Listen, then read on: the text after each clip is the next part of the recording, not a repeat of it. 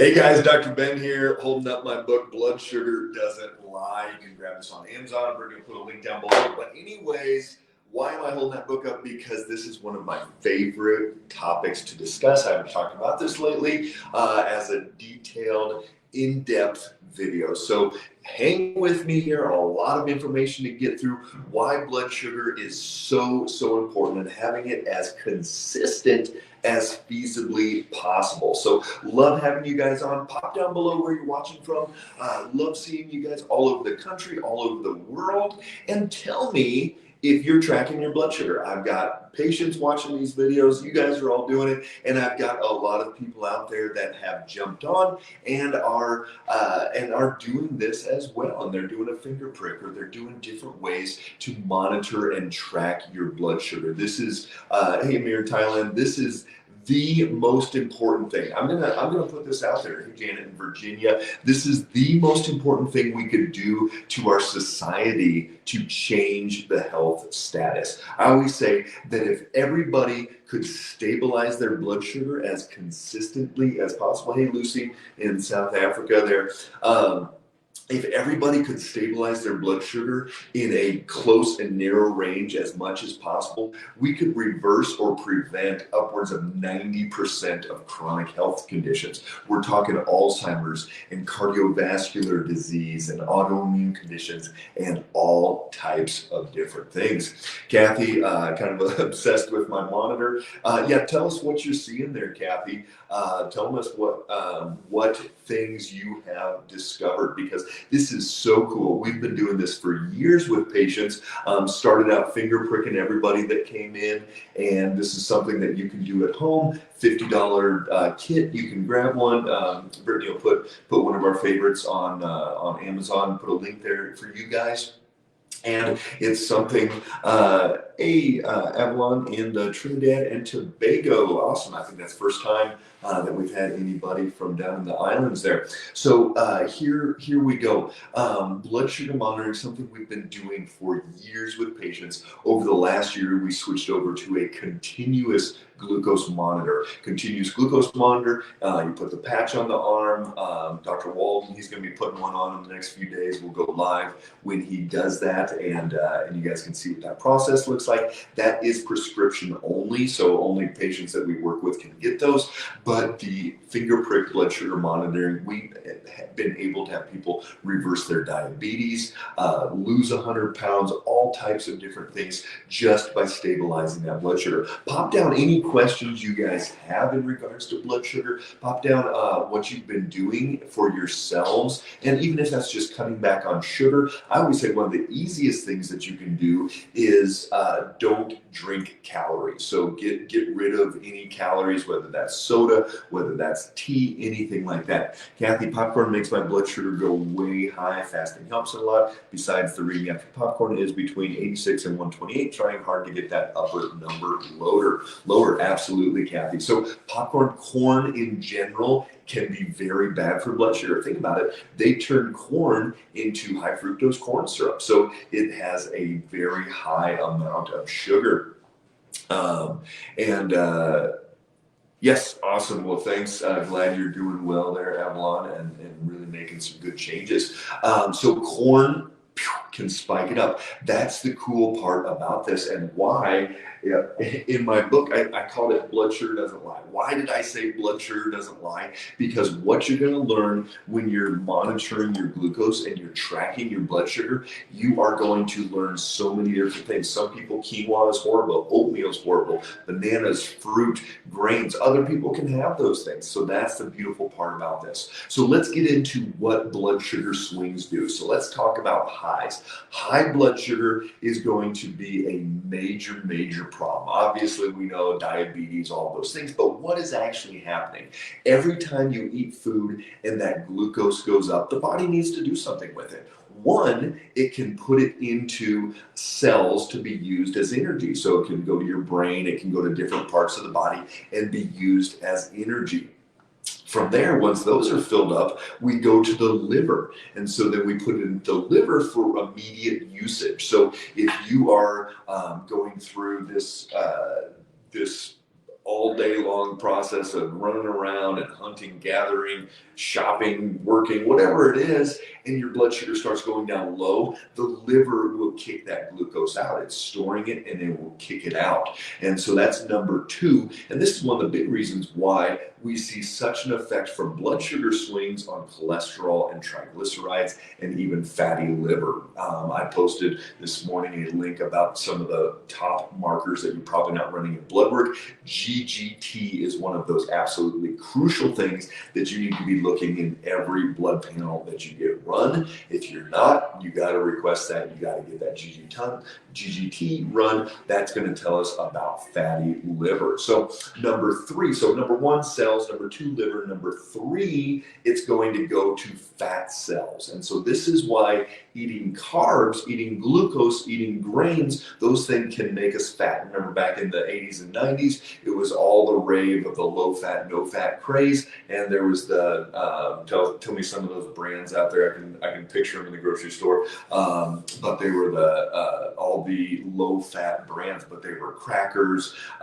They were cookies, all these things that were low fat, but we got fatter and sicker than ever. Chrissy, great question there. Are complex carbs okay? I'm going to tell you this. For some people, yes. For a lot of people, no. Quinoa, most people it goes up. Rice, even brown rice, most people, their blood sugar goes up. Oatmeal, I've seen people 180. I want your blood sugar 85 to 110 as much as feasibly possible. So Chrissy, complex carbs, the only way for us to tell is to test. What fruits should we stay away from? Well, Todd, you know what? That's a great question as well. Some people, berries, make them go up, even though they're low glycemic index. And then other people, they can handle even some banana and be totally fine. So it's way more individualized than we ever knew. And some fruits are okay and some are not. Even some apples, like we'll see people, they can do a Granny Smith, but not a Red Delicious or something like that. So it's way more individualized. Hey, Paula, great to see you. Hope the weather's okay. We are getting an ice storm down here. Danielle, Denver, I tracked my blood sugar. I was diagnosed with type 2 diabetes before COVID. And when COVID hit, I landed in the hospital for 2 weeks. I changed my diet, began drinking a gallon of water a day and lifting weights. My readings were in the 400. Now it's 90 to 95. Danielle, that is awesome testimony. We know, and look for our email tomorrow. We're going to be talking about diabetes and COVID. And actually what can happen if people don't take care of themselves. If you're not on our email list, pop your email down below or send us a direct message with that email address. Those usually come out Thursday mornings. If you don't see it in your email inbox, check your junk mail. Some people have been getting it there, but lots of information that we're able to send out, and even some things we're not able to talk about on these type of platforms. So Daniel, that is an amazing testimony. It can happen if people change the way they're eating, if they track their blood sugar. Daniel, what type of device are you using to track your blood sugar?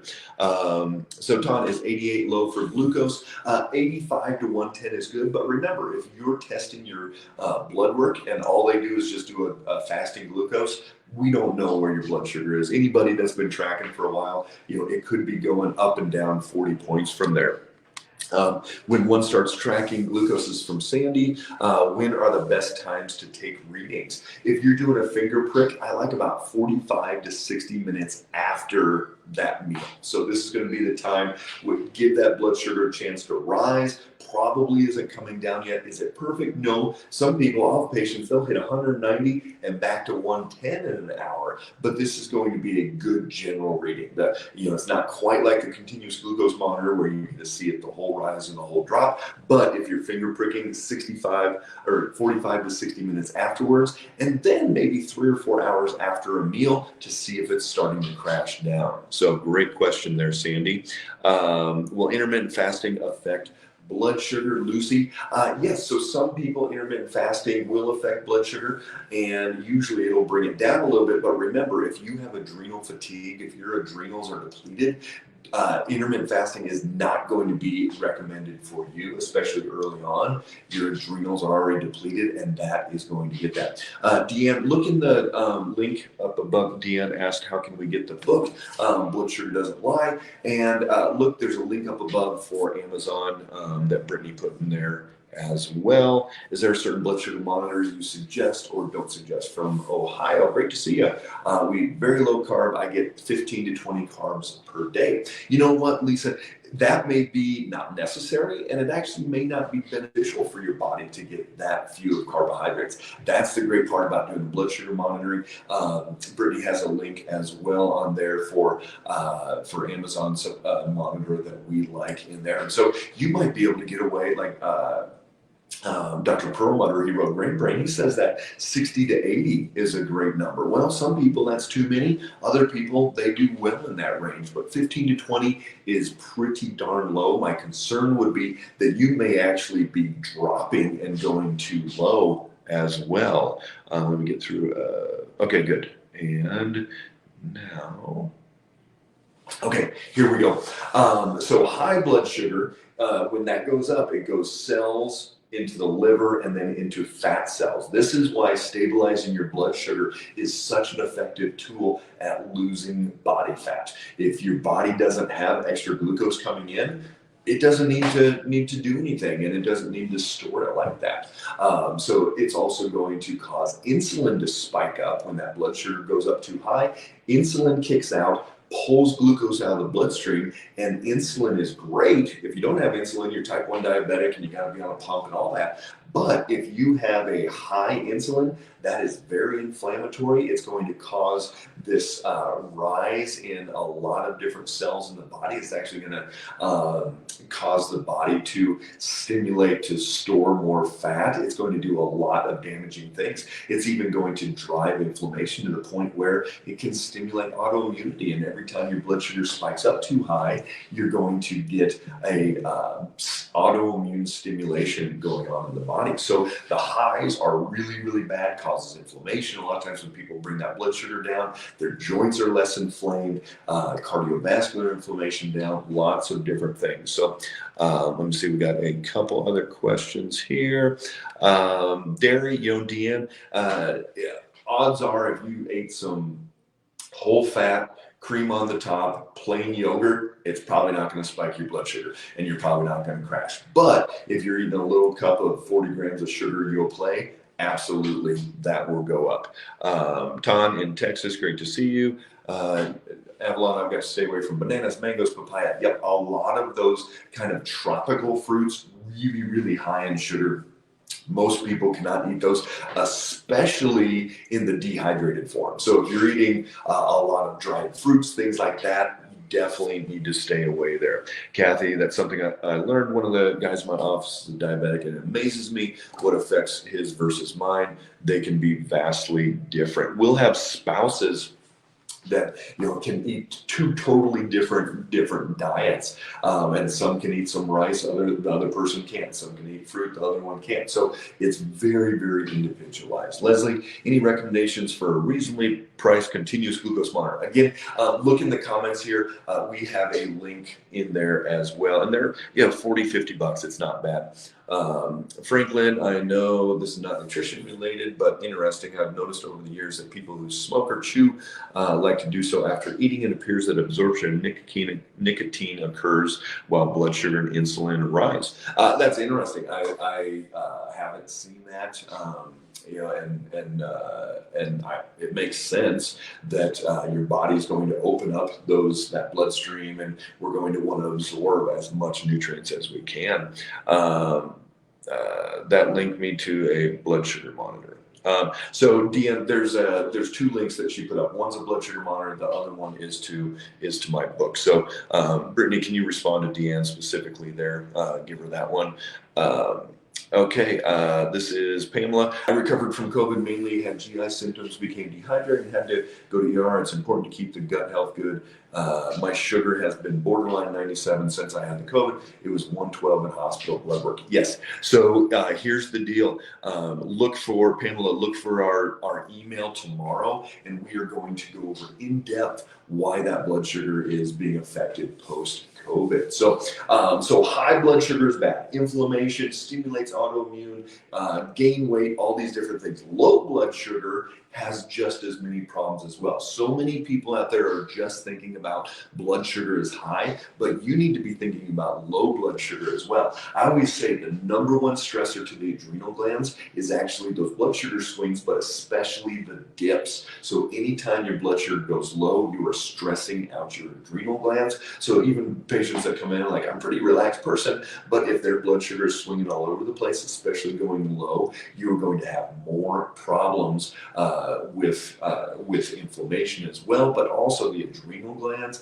It's going to drive that cortisol, epinephrine, norepinephrine, and that's going to stimulate autoimmunity as well. So every time your blood sugar goes up too high, and every time that blood sugar goes down too low, you are revving up that immune system and you are destroying more tissue. So you've got to stabilize. If you have autoimmune, you have to be tracking your blood sugar. You have to know where it's at, because if you're hitting 140, if you're hitting 70, you are destroying more tissue, period. So how important is it? It's very important. I've got a whole chapter on autoimmunity in my book. So lows are going to drive those adrenals. It's going to make us spacey, hangry, lightheaded, dizzy, all those different symptoms of low blood sugar. And that's going to affect the brain, and we're not going to be getting that consistent stream like we're supposed to. So what do you need to do all day long? You need to keep that blood sugar as steady as feasibly possible, meaning even in the 85 to 110 range. Yes, some people they'll bump up here or there, but keep it as steady as possible in that lower range. But here's the deal, even if I was just talking to a patient in Tennessee the other day, and even if you're 100 to 120 all day long, a little bit higher than we like, but as long as you're steady, that is the most important part. It's the variability that's going to cause lots and lots of problems. So, Lena, good morning. I've been on vacation for my birthday week. Happy birthday. Tried chaga tea, fresh made with raw samples and a few collagen powder. I see improvements, but would like to see your thoughts on these. As far as blood sugar goes, just check it and see. So collagen, what is your blood sugar do with that? Probably going to be okay. Chaga, probably going to be okay. So those are probably going to be okay. It's when you start adding in honey, maple syrup, sweeteners, those things, it will go up. So, Todd, is berberine a good supplement to take for glucose control? Here's the deal. I haven't given out a blood sugar supplement in months, if not years. Honest. We do not give out blood sugar supplements very often at all. Why is that? Because once you start tracking, once you start monitoring your blood sugar, you don't have to take cinnamon and berberine and alpha lipoic acid and all of these different things. It just doesn't have to happen. You can do this even if you're type 1 diabetic, even if you're type 2 diabetic, you can keep your blood sugar very, very steady. I've got a type 1 diabetic right now, and he can keep it between 120 and 160, 90% of the time, all day long, just with food. It's pretty amazing. So berberine, it could, if you're doing everything right and need a little support, that's okay. What is the most accurate blood sugar test? So here's what you need to look for in your blood work to get as much of a picture as you can. You need to test for ferritin. I had that on a post this morning. You need to test for GGT. Ferritin is stored iron. Anytime that stored iron goes up, it's usually because of the liver, because of that inflammation, blood sugar, all of those things. You need to test GGT, looking at fatty liver. You need to test fasting insulin, see where that insulin is swinging. You need to check your A1C and your non-fasting glucose. and then your triglycerides. Those are the markers you want to look at. And we've got a panel, Brittany, you can put a link to that one. We've got a panel. If you guys cannot get these markers run with your doctors in your local area, we can drop ship a kit to you, and one of our doctors will review that blood work with you. So again, GGT, ferritin, A1C, non-fasting glucose, and non-fasting insulin, triglycerides. These are all great numbers to look at. You can see reactive protein is going to tell us about that as well. But then ultimately, using a continuous glucose monitor, we use a Dexcom G6 as the gold standard, and every new patient that starts care with us gets this unit. It's $1,500 a month that they bill insurance for type 1 diabetics. We get it way, way, way cheaper than that. Okay, when, how often? So, Katie, we talked about this earlier, but what we're looking at is 45 to 60 minutes after a meal. We want to catch that rise, and then 3 to 4 hours later, see if it's dipping down. And anytime you feel weird, do you feel tired, spacey, anything at all, check your blood sugar and see what's going on there. My fasting blood sugar was 88 at my appointment in November, but A1C was 5.9 and has been that for several years. MD was not concerned for that reason. I am 63, very active. Is that okay? So Lisa, no, that is not okay. 5.7 is pre-diabetes. 5.9, somebody is creeping into diabetes. Remember, A1C is just the average of the last 3 months. So it's not telling you what your range is. You might be hitting 160, but at that moment in time you did your blood test, you were 88. So that one number, that fasting glucose number, really has nothing to do with your average and how high you're going. So you've got to test, you've got to figure out why that blood sugar is going up and why it's going down. But 5.9, absolutely too high. I like it 5.1 to 5.3. That's going to be an optimally healthy range regardless of whether you're 63 or 43 or 23. It needs to be in a lower range. You are right on the cusp of being diabetic. I wouldn't be surprised if you're hitting 140s, 50s, 60s when you start checking your blood sugar. So should you lose sleep? No, but should you be concerned and take some action? Absolutely. Let's check a few things here. All